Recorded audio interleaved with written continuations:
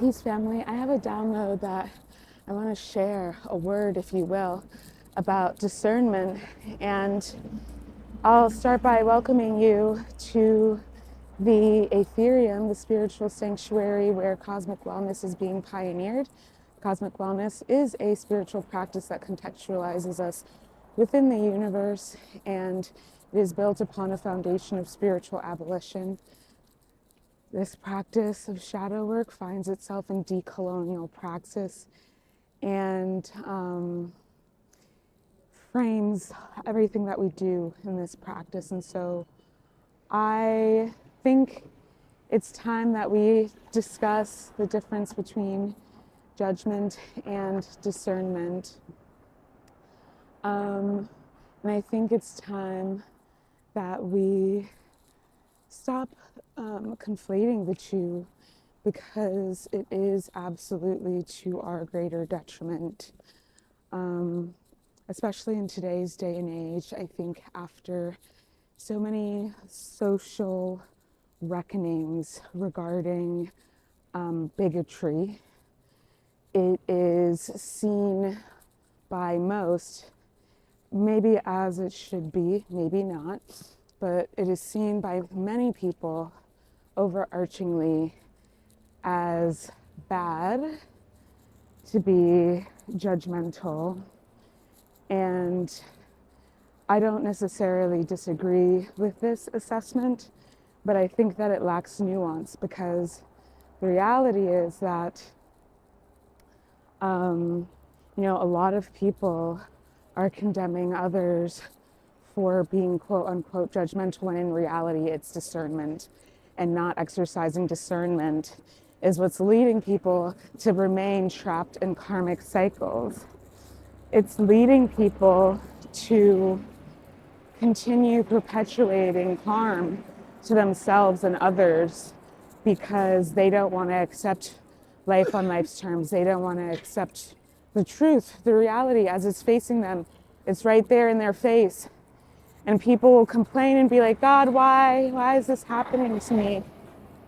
But the reality is, because you have free will, a lot of the time, because of not practicing discernment, not respecting our intuition, not respecting the messages that are clearly right in front of us, we are actually the ones who are sabotaging our progress. And oftentimes we are the ones who are continuing these cycles of harm, also that we will not seem like we are judgmental. And the reality is that we're not. All right, I don't exactly remember where I left off, because I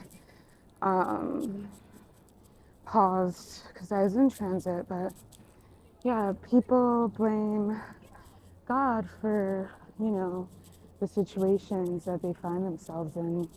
But in actuality, it is due to their own lack of discernment. And everybody actually is born with the gift of discernment. It's a matter of how much they use it. It's a matter of how much they exercise it.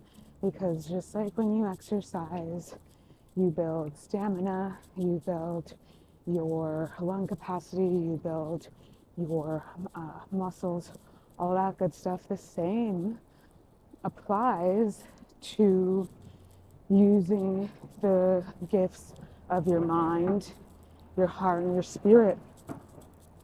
And so if you're not actually practicing discernment and exercising discernment and putting it into action, then of course, you're going to end up in situations that lack the wisdom that comes from discernment, because it is wise to practice discernment, to be discerning.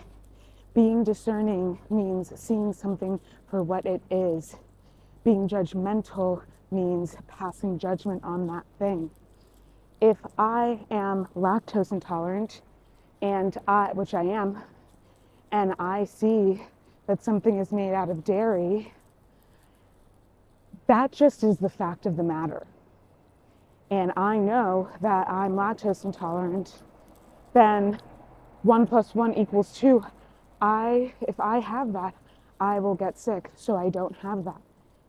Now, being judgmental would mean passing judgment, loading this thing with moralistic or perhaps ethical meaning that is frankly pretty arbitrary, because it is neither, a good thing nor a bad thing for me to be lactose intolerant. It simply is what it is. If I want to live with the perception and perspective that, being lactose intolerant is bad, then the experience is going to be bad. If I want to live with the perspective that it's good, I'm going to perceive it and experience it as good.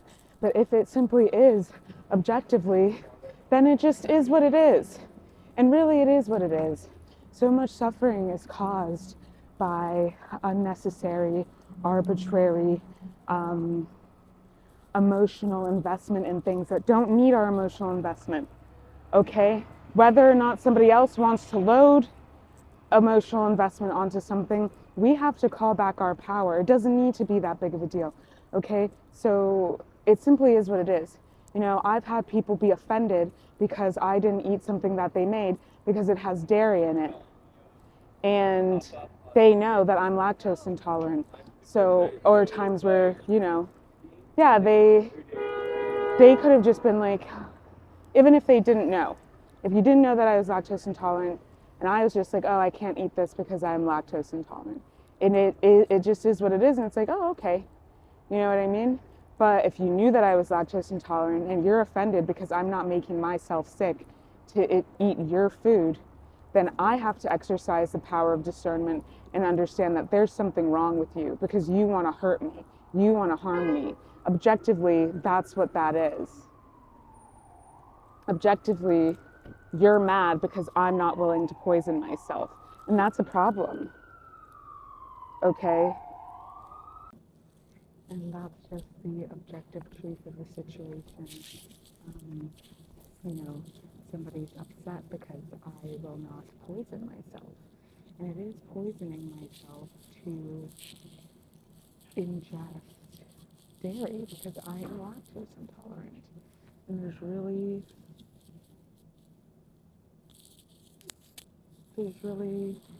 no ifs, ands, or buts about it. That is the objective truth. And people can be like, oh, well, it's not that serious. Well, whether or not you perceive it as serious, that's exactly what it is. And I personally have the experience of being with, my family of origin and having digestive issues that caused, it's actually a chronic illness, that caused me to have dietary restrictions. And I was really trying to figure out what was going on with my health, with my gut, and I would ask them to have vegan options for me because, I was following a strict diet, and they purposefully would not have options for me just to spite me and make me feel like, oh, you're not special. And what does that say about them? What does that say about them?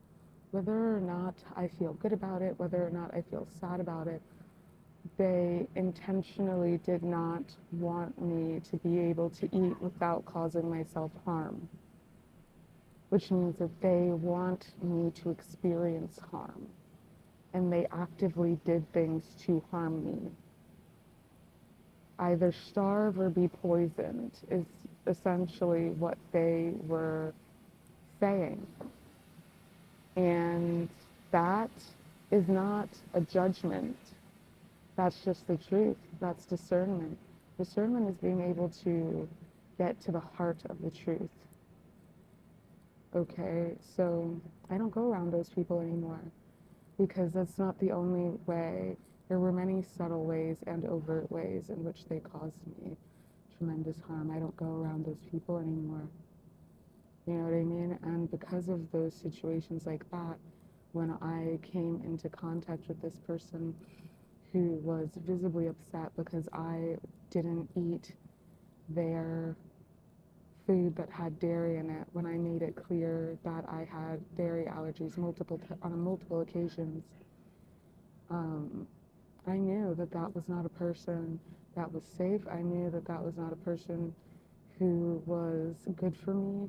I knew that that was not a person who was right in the head.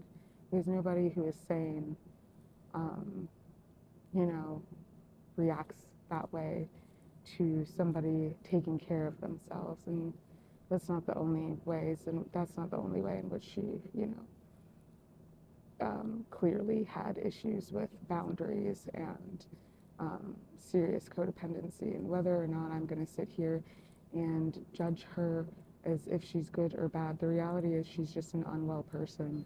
She's just sick. And her sickness causes me harm. And that kind of sickness is a contagion. It's infectious. So I have to do my due diligence to remain healthy. Whatever I choose to do from there, you know, to keep myself safe, that's my choice.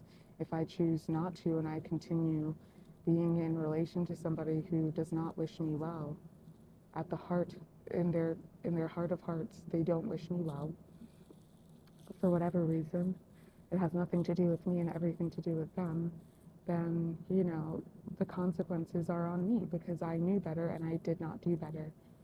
But if I choose to disengage and move forward in my life, it's a lot easier for me to maintain an attitude of unconditionally loving acceptance. And that's the unconditional truth part, is the acceptance piece. So it is what it is, you know what I mean? Like, and it just is what it is.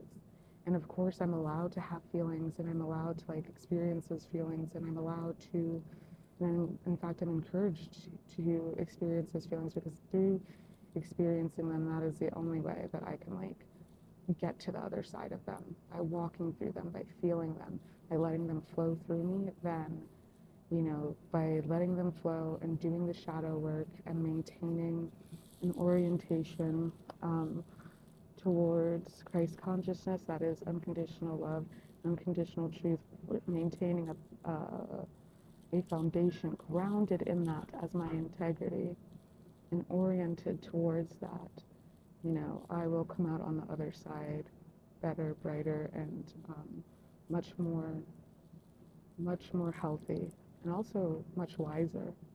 So that's the word that I have for you all today. Thank you so much for tuning in. I hope that this was helpful. Consider booking a self-sovereignty coaching with me, or self-sovereignty guidance program with me. Consider booking an oracle session, or, you know, a tarot, astrology, or Akashic Records reading. Information about that should be in the description box. I love you all truly and deeply, and also consider subscribing to my newsletter, The Mysteries. All right, peace.